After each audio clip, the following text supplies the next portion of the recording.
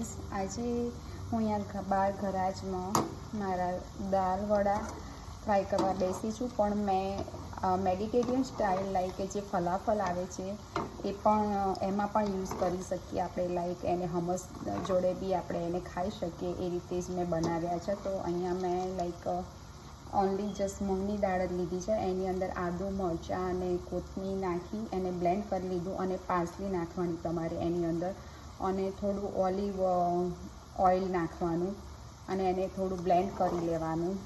અને પછી તમે ચીલી ફ્લેક્સ બી નાખી શકો છો અને હર્બ્સ બી નાખી શકો છો, લાઈક ઇટાલિયન હર્બ્સ બી નાખી શકો છો એની અંદર.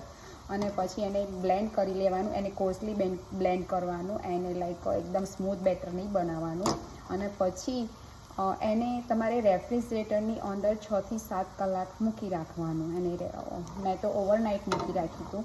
અને પછી એને ડીપલી ફ્રાય કરવાનું, કે you can deeply fry or like air fry, it's your preference. So but it's come out so delicious and very healthy.